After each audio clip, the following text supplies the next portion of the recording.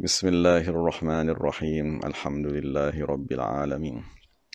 Wassalatu wassalamu ala sayyidil mursalin wa ala alihi wa sahbihi ajma'in.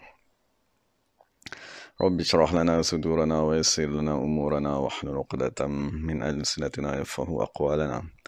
Wa thabbit aqdamana wa tammim taqsirana ya rabbana rabbal alamin. La hawla wa la quwwata illa billahil aliyyil azim. La hawla wa la quwwata illa billah. La hawla wa la quwwata illa billahil aliyyil azim. Amma ba'd. Alhamdulillah, kita bersyukur kepada Allah Ta'ala kerana sama-sama dapat membaca surah Tabarak dan kita sama-sama membincangkan beberapa faedah daripada tafsir surah Tabarak. Jadi kita dah sampai kepada ayat yang kedua dan kita sedang membincangkan lafaz al-maut. Dan lafaz al-maut tadi kita merujuk kepada hati yang mati. Jadi sebelum ni kita dah bincangkan beberapa sebab yang membawa kepada matinya hati manusia. Jadi hari ini kita sambunglah beberapa sebab yang lain. Moga-moga Allah Ta'ala memberi kefahaman dan menyelamatkan kita. Jadi pertama sekali hadis, jadi kita dah bincang sebelum ni beberapa sebab-sebab yang membawa kepada kematian hati, dan sebab tadi merujuk kepada perbuatan individu sendiri.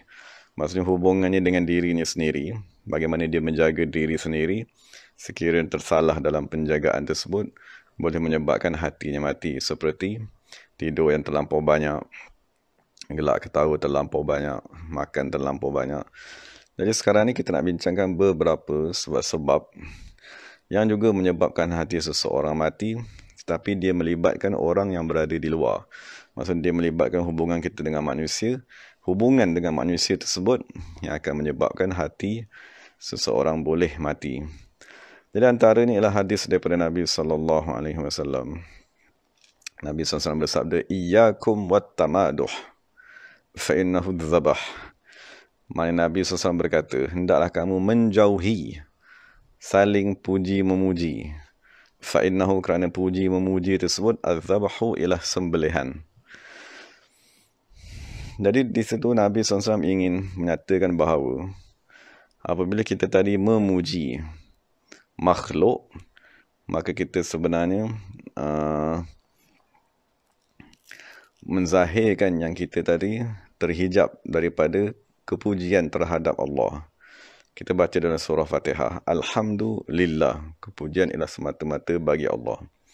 Jadi sekiranya manusia tadi suka memuji makhluk dengan tujuan habuan daripada dunia, maka manusia tersebut telah memalingkan pujian yang sebenar, yang sebenarnya ialah hak Allah Subhanahu Wa Taala, tetapi dia tadi memindahkannya kepada manusia dengan tujuan semata-mata dunia. Jadi itu kerosakan pada diri orang yang memuji. Tapi yang paling ditakuti sekali ialah al-mamduh, orang yang dipuji tadi. Maksudnya orang yang dipuji, apabila dia dipuji dalam keadaan dia masih belum bersedia, dia masih belum disucikan hatinya, masih belum disucikan daripada penyakit ujub, maka apabila dia tadi dipuji, dia akan berasa diri ini sudah hebat. Dan dia akan berasa diri ini telah sempurna. Dia akan berasa diri ini telah pandai. Dia akan berasa diri ini dah boleh mentadbir dirinya sendiri. Maka keadaan tersebut dinyatakan dalam syarah hadis tadi, li'annahu yumitul qalb. Maka itu akan mematikan hati seseorang. Jadi sebagai contohnya, kita kata contoh apabila seseorang tadi dia dah belajar sampai kepada peringkat ijazah, degree ijazah sarjana muda. Jadi kita pun bila sampai ke tahap itu, kita kata awak sekarang sudah hebat, awak dah mencapai tahap yang tertinggi, awak dah tak perlu lagi dah nak belajar, kan? Maksudnya awak dah boleh bekerja. Jadi pujian tadi tu menyebabkan dia dah rasa tak perlu lagi untuk belajar di peringkat master, di peringkat PhD, kerana dia asyik dipuji dan dia tadi merasakan dirinya telah sempurna. Jadi begitu juga apabila kita berjalan kepada Allah di atas titian siratul mustaqim. Contohnya perjalanan kepada Allah tadi ada 10 km. Apabila dia sampai kepada tengah-tengah, contohnya sampai kepada kilometer yang kelima, di atas titian sirat mustaqim, tiba-tiba kita puji dia. Kita kata awak ni bagus, awak ni rajin, awak ni banyak ibadat. Jadi dia akan tersekat di situ. Maksudnya dia rasa dia dah seronok duduk di situ. Padahal dia baru berada di kilometer yang kelima.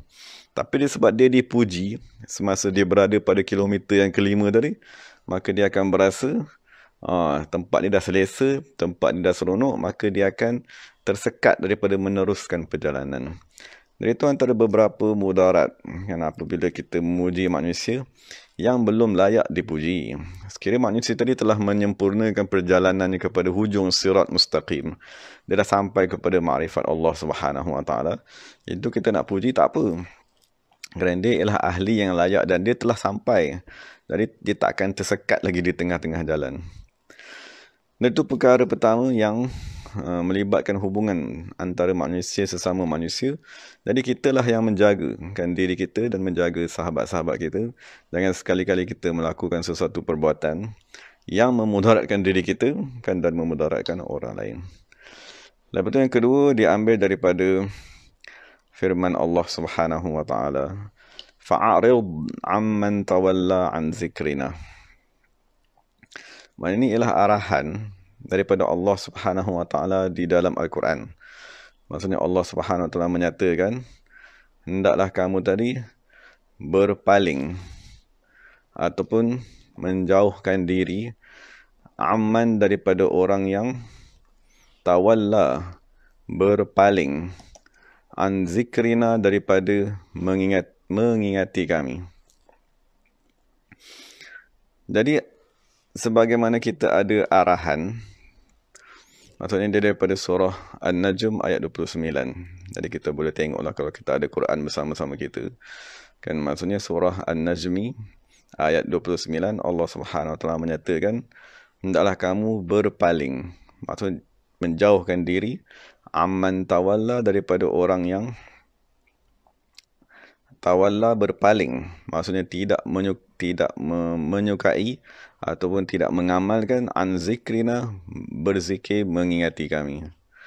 Jadi ini salah satu arahan daripada Allah Subhanahu Wa Taala. Jadi dinyatakan dalam tafsir, fihi tahzirun min mukhalatatil ghafilin was-suhbati lahum fa inna suhbatahum summun qatilun.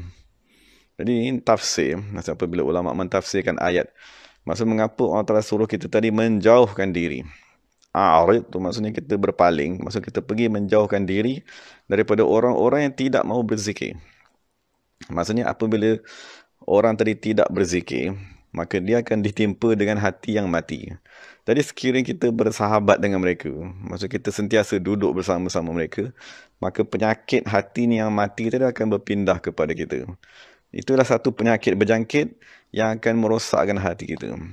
Maksudnya sebagaimana penyakit jasmani yang berlaku pada kita sekarang ni, penyakit yang menimpa paru-paru manusia yang disebabkan oleh satu virus, dia boleh berjangkit kepada manusia yang lain. Maka ketahuilah, penyakit yang berada di dalam hati manusia juga boleh berjangkit dan dia tadi lebih berbahaya. Dan antara penyakit yang ada pada seseorang yang berpaling daripada berzikir, mengingati Allah Subhanahu Wa Taala, ialah dia ada satu penyakit yang bernama hati yang mati ataupun hati yang keras. Jadi dia kata, dari Allah sendiri yang mengarahkan. Allah kata dalam surah An-Najm ini, fa'arid, hendaklah kamu tadi menjauhkan diri daripada orang-orang yang tawalla an zikrina, orang yang tidak mau berzikir, orang yang mengingkari zikrullah, orang yang menentang amalan berzikir, orang yang mencintai dunia semata-mata.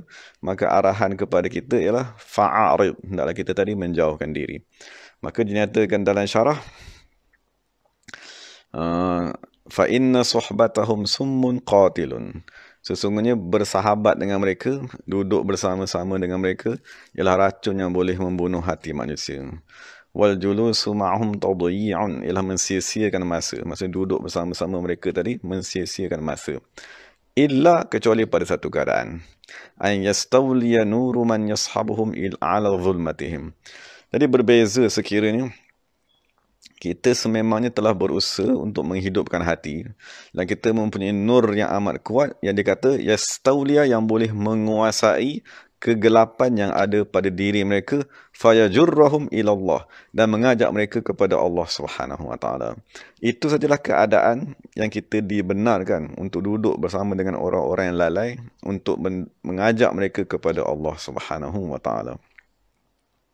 Maka sebagian ulama berkata, al-wahdatu afdalu minal julusi ma'al ammah wal julusu ma'al khassati afdalu minal uzlah. Maksudnya kata bersendirian dalam keadaan kita sekarang ni, Allah Ta'ala menetapkan kita bersendirian di rumah ni, afdalu minal julusi ma'al ammati, lebih baik daripada duduk dengan orang-orang yang lalai, kerana dikhawatiri penyakit tadi berjangkit. Tetapi dia kata wal julusu ma'al khassah, duduk bersama dengan orang hati yang hidup, afdalu minal uzlati, lebih baik daripada kita duduk bersendirian. Jadi ada beberapa keadaan yang kita kena bandingkan dan kita kena fahami.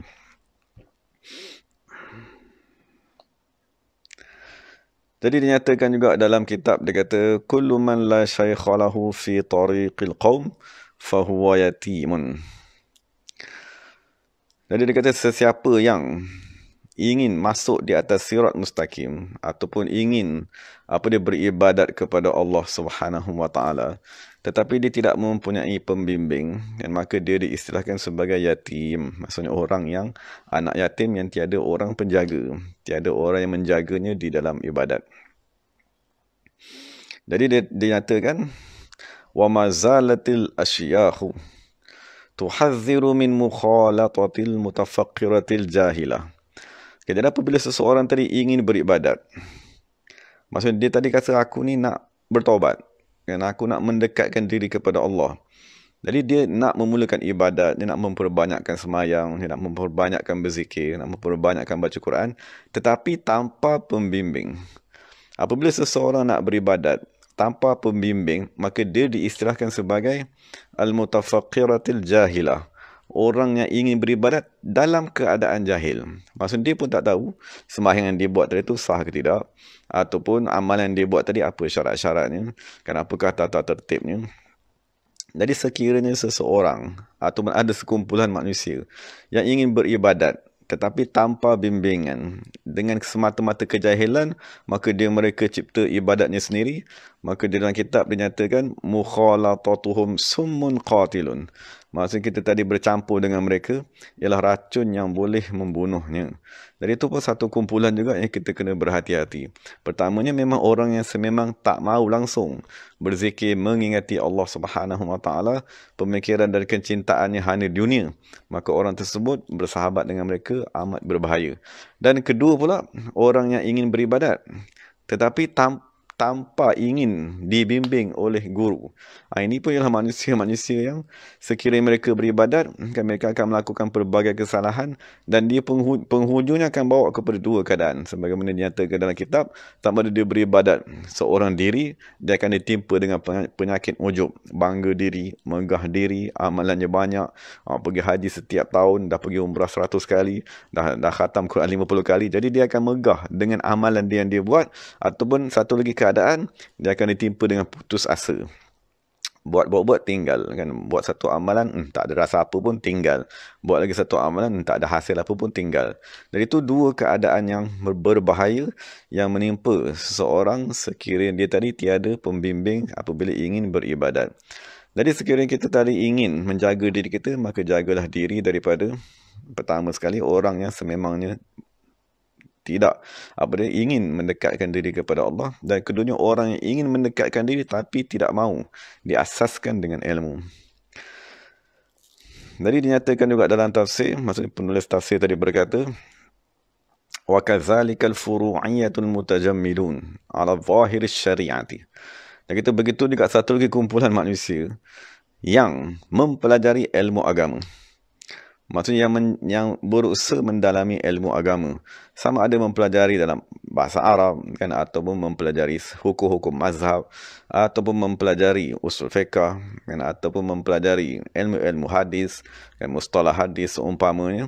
Tetapi dinyatakan dalam ni al-mutajammidina, yang maksudnya otaknya beku, kan, maksudnya otaknya tak faham bahawa ilmu agama dia bukan semata-mata ilmu zahir. Bahkan ilmu agama ada yang melibatkan kerohanian, dan ada yang dibawa oleh Nabi SAW untuk menghidupkan hati manusia yang diistilahkan sebagai tasawuf ataupun akhlak dan seumpamanya. Maka dinyatakan dalam kitab, fasuhbatuhum aqbahu minal jami'. Maka bersahabat dengan orang-orang yang hanya khusus pemikiran ini di dalam ilmu zahir saja, kan dia kata lebih berbahaya daripada semua yang lain. Kerana orang tersebut menganggap ilmu yang ada pada dirinya telah sempurna dan menafikan ilmu-ilmu yang lain. Itu satu keadaan yang amat berbahaya. Kan maksudnya Quran sentiasa menyatakan kepada kita ada nikmat yang zahir dan ada nikmat yang batin. Kan kita mempunyai roh dan kita mempunyai jasad. Jadi sekiranya kita hanya mempelajari ilmu zahir, kemudian kita berasa gembira, kemudian kita berasa ilmu tadi dah sempurna, kemudian kita berasa ilmu kita tadi dah cukup, dan kita mengingkari ilmu yang ada di sisi orang lain, maka bersahabat dengan orang tersebut amat berbahaya. Kerana dia akan menyebabkan kita tidak lagi mempelajari ilmu-ilmu yang lain yang diistilahkan sebagai fardu ain ilmu tasawuf. Dari itu dua keadaan yang kita nak bincangkan tentang bahaya apabila dipuji, dan kedua, bahaya bersahabat dengan orang yang lalai. Dan yang ketiga yang terakhir ni lah. Yang ketiga yang terakhir ni ialah salah satu sebab yang mematikan hati manusia, wal'iyazbillah, yang paling bahaya sekali, yang diistilahkan sebagai al-inkaru ala awliyaillah. Maksudnya mengingkari wali-wali Allah Subhanahu wa taala, ataupun menghina wali-wali Allah Subhanahu wa taala, ataupun mengkritik wali Allah Subhanahu wa taala. Jadi kita akan bacakan beberapa kalam-kalam ulama kan, untuk kita tadi mengetahui betapa bahayanya mengingkari dan mengkritik kekasih-kekasih Allah Subhanahu wa taala.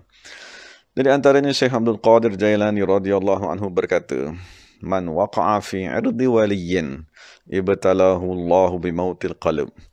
Siapa yang mendedahkan dirinya, ataupun sesiapa yang mencederakan, ataupun sesiapa yang mengutuk maruah seseorang wali Allah Subhanahu wa taala, ibtalahu Allah bimautil qalb. Allah Taala akan menurunkan bala ke atasnya dengan mematikan hatinya. Maksudnya sebab tu kita, apabila syekh-syekh datang kepada negara kita, pertama sekali kita kena bersyukur kepada Allah Subhanahu wa taala. Maksud jangan sekali-kali kita mengingkari ataupun mengkritik ataupun mengatakan kenapa mereka datang kan, seumpamanya, ataupun kita menuduh mereka datang dengan niat yang tidak betul. Dari itu semua perkara yang boleh menyebabkan hati seseorang mati. Jadi ditanya salah seorang ulama yang besar di dalam mazhab Syafi'i, iaitu Ibnu Hajar Al-Haytami radhiyallahu anhu. Maksudnya dia ditanya tentang satu kaum dari kalangan ahli agama yang suka mengingkari ahli-ahli tasawuf. Adakah mereka tadi dimaafkan, ataupun adakah perkara tadi dibenarkan di dalam syarak? Maka Imam Ibnu Hajar Al-Haytami, maksudnya ulama fiqh Syafi'i yang amat agung, kan, penulis kitab Tuhfatul Muhtaj, dia berkata, ini saya terjemahkan dia punya jawapannya lah. Maksud dia berkata, sepatutnya bagi orang yang mempunyai akal dan mempunyai agama tidak meletakkan diri mereka dalam kesilapan yang amat besar, iaitu mengingkari ahli-ahli tasawuf. Fa'innahu summul qatil. Kerana mengingkari, mengkritik, menghina, mempersendakan, memperolok-olokkan ahli-ahli sufi ialah as-summul qatilu, ialah racun yang akan membunuh, sebagaimana yang telah dilihat perkara tersebut dahulu dan sekarang. Jadi kemudian Imam Ibn Hajar Al-Haytami, dia membawa satu kisah satu orang yang dinamakan sebagai Ibn Saqqa. Jadi Ibn Saqqa ni dia hidup pada kurun ke-6 Hijrah. Dia ialah seorang ahli Quran yang amat mahir, pembaca Quran yang amat agung, dan satu orang yang amat cerdik. Kan, jadi permasalahannya ialah semasa di zaman dia menghadiri majlis salah seorang wali Allah yang bernama Syekh Al-Hamzani. Apabila dia datang tadi, dia mengingkari. Kan, maksudnya dia tidak beradab di dalam majlis syekh tersebut. Dia bertanya, mengganggu syekh tadi mengajar, bertanya soalan-soalan yang untuk menzahirkan dia tadi lebih hebat, lebih tinggi ilmunya. Maka apabila syekh tadi melihat niatnya tadi semakin lama semakin teruk, maka syekh berkata kepadanya, ijlis, dah duduk diam-diam. fa inni ajidu min kalamika ra'ihatal kufri. Syekh berkata, salah seorang daripada wali ablad Syekh Hamzani ini, dia kata, aku mendapati daripada kalam ataupun daripada suara yang keluar daripada hati kamu tadi ada ra'ihatal kufri, ada bau kekufuran, wa la'allaka tamutu ala ghairil Islam. Boleh jadi kamu akan mati terkeluar daripada agama Islam. Jadi itu kesan daripada Syekh tadi bercakap. Maka setelah itu diriwayatkan bahawa Ibnu Saqqa tadi dia keluar pergi kepada Rom, dan dia tadi menukar agamanya kepada agama Nasrani semasa dia berada di Konstantinia pada zaman tersebut. Di zaman jadi pada ketika itu ada salah seorang melihat berjumpanya sedang sakit pada ketika dia nak mati tadi. Dia ialah seorang penghafal Quran, kan, ahli qiraat dan seumpamanya. Apabila dia sakit dalam keadaan dia tadi ingin mati, maka orang bertanya kepadanya, adakah kamu masih hafal lagi Al-Quran yang kamu ingat satu masa dahulu? Dia berkata, aku telah terlupa semua ayat-ayat Al-Quran tersebut. Aku cuma ingat satu ayat saja. Rubama yawaddul ladzina kafaru law kanu muslimin. Yang bermaksud, satu-satunya ayat yang diingat sebelum dia nak mati tadi dalam keadaan tidak Islam, dia hanya ingat satu ayat, iaitu rubama yawaddul ladzina kafaru. Boleh jadi amat bercita-cita orang yang telah kafir, law kanu muslimin, jikalau mereka berada di dalam agama Islam. Jadi satu ayat itulah yang menceritakan tentang dirinya yang telah ditimpa dengan kekufuran, bertukar kepada agama Nasrani, dan mereka tadi berharap jikalau mereka tadi masih lagi berada di dalam agama Islam. Dari itu ialah kesan apabila mengingkari wali Allah Subhanahu wa taala, syekh yang hidup di zamannya. Dan Syekh Imam Al-Haddad radhiyallahu anhu berkata, man ankara 'alal 'arifin ubtuliya biqaswatil qalb. Siapa yang mengingkari ke atas orang-orang arif billah, nescaya akan ditimpa dengan penyakit hati yang keras. Dan Syekh Abu Turab An-Nakhshabi rahimahullah berkata, idza alifal qalbul i'rada 'anillah sahibathu al-waqi'atu fi ahlillah. Okay, jadi Syekh Abu Turab berkata, apabila hati seseorang manusia dia telah biasa berpaling daripada Allah. Maksudnya apabila hati tadi dah biasa tidak semayang, kan, apabila hati tadi dah biasa tak mau berzikir, apabila hati tadi dah biasa tidak beristighfar, hati tadi dah biasa tidak berselawat kepada Nabi Muhammad sallallahu alaihi wasallam, tidak bertasbih, maka apakah yang akan menimpa kesan daripada berpaling daripada Allah? Sahibathul waqi'atu fi ahlillah. Maka dia akan datang satu penyakit mengkritik wali-wali Allah Subhanahu wa taala. Jadi apabila kita melihat mana-mana manusia yang mengkritik wali-wali Allah Subhanahu wa taala, maka itu ialah kesan daripada hatinya yang telah biasa tidak mengamalkan zikir, tidak menghadap Allah Subhanahu wa taala. Dan Syekh Abu Abdullah Al-Qurashi rahimahullah berkata, man ghadiba minhu waliyun duriba fi qalbihi bisahmin masmum. Siapa yang salah seorang wali Allah Subhanahu wa taala murka ke atasnya, maknanya sesiapa yang dimurkai oleh seorang wali, duriba fi qalbihi bisahmin masmum, Allah Taala akan menimpakan pada hatinya dengan satu anak panah yang beracun, walam yamut hatta tafsuda aqidatuh. Tidak akan mati orang tersebut sehinggalah akidahnya tadi akan rosak, fayamu ta'ala akhassi halin, maka akan mati dalam keadaan yang amat hina. Dan daripada Syekh Abu Yazid Al-Bistami, dia berkata pada seorang muridnya yang selalu mengkritiknya. Satu ketika ada seorang murid tadi dia menyalahi adab dan bercakap dengan perkataan mengkritik Syekh Abu Yazid Al-Bistami, maka dia berkata kepada murid tersebut, biarkan manusia yang telah terjatuh daripada pandangan Allah Subhanahu wa taala. Maksudnya kita biarkan manusia ni dah gugur dah daripada rahmat Allah Subhanahu wa taala. Maka murid tersebut dilihat selepas itu bersama dengan pencuri-pencuri, dan dia mula mencuri dan ditangkap dan dipotong tangannya. Al-Imam Al-Arif Shah Ibn Syuja' Al-Karmani berkata, ma ta'abbada muta'abbidun, tidak beribadat seseorang hamba bi aktsara, dengan ibadatnya lebih agung, minat tahabbubi ila awliyaillah, daripada mencintai kekasih-kekasih Allah. Lianna mahabbatahum dalilun ala mahabbatillah, kerana mencintai mereka ialah dalil kepada kecintaan Allah Subhanahu wa taala.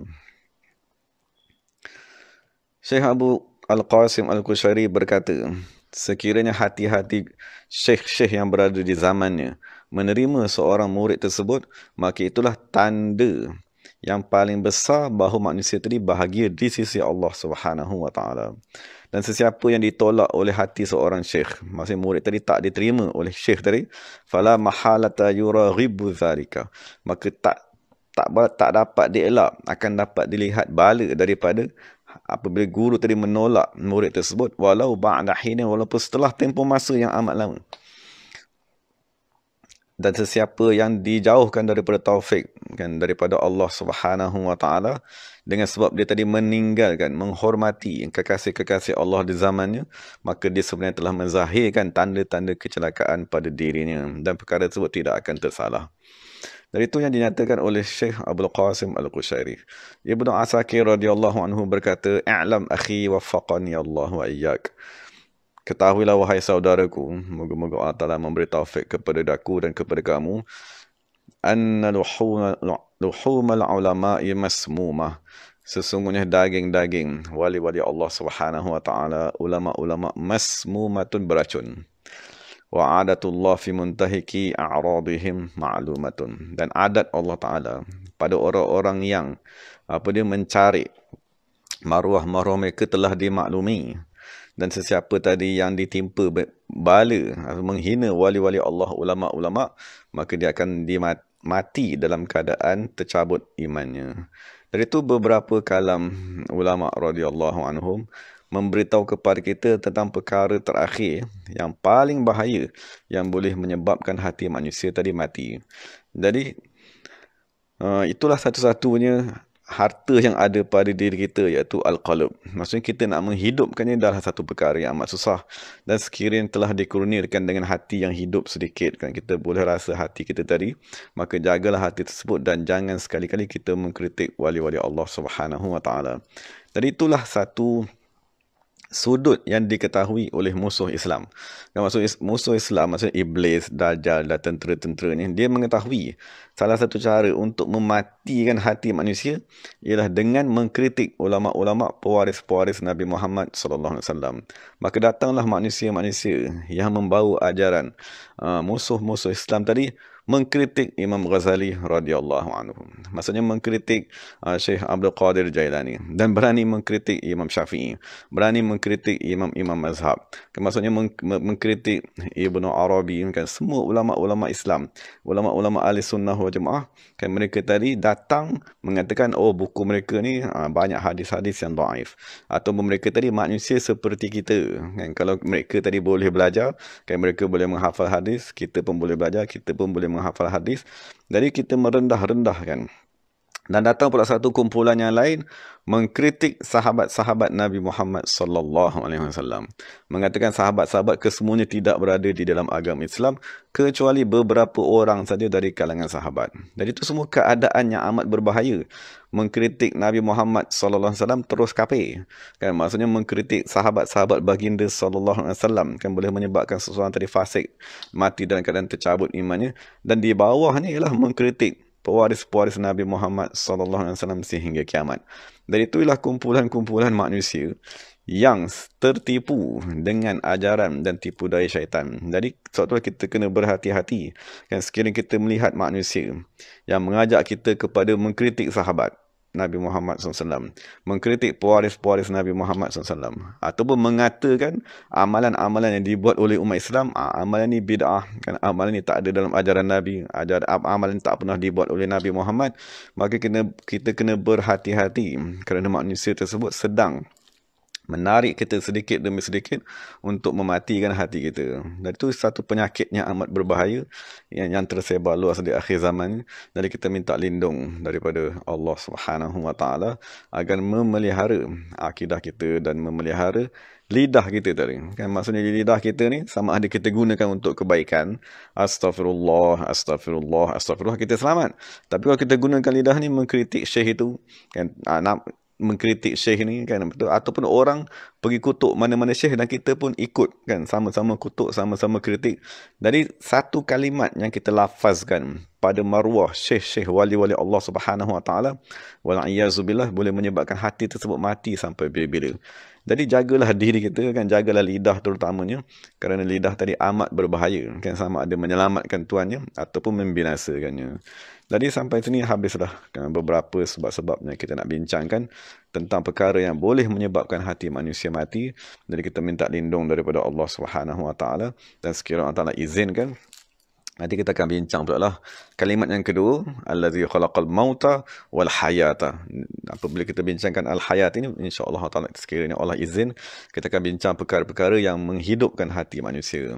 Jadi pertama sekali kita kena jauhi penyakit tu, kan, virus yang amat berbahaya yang boleh menyebabkan hati manusia mati. Setelah kita dah tahu semua perkara-perkara yang dibincangkan tadi, kita jagalah diri kita. Sekiranya ada kesilapan yang pernah kita buat dulu daripada semua perkara yang telah dibincangkan, kita istighfarlah sebanyak-banyaknya kan, istighfarlah sebanyak-banyaknya kan. Dan sekiranya orang tadi masih ada, kita minta maaf kan, siapa-siapa yang pernah kita kutuk, yang kita kritik tadi, kita pergi minta maaf kan, saya pernah bercakap salah pada maruah awak kan, pernah mengumpat awak atau sebagainya. Jadi kita minta maaf, dan kita mulalah beramal supaya hati kita dikurniakan dengan sifat al-hayat. Wallahu ta'ala alam. Jadi segala yang baik itu daripada Allah Ta'ala, segala salah silap itu daripada diri saya sendiri. Terima kasih kepada semua sahabat-sahabat yang bersama-sama.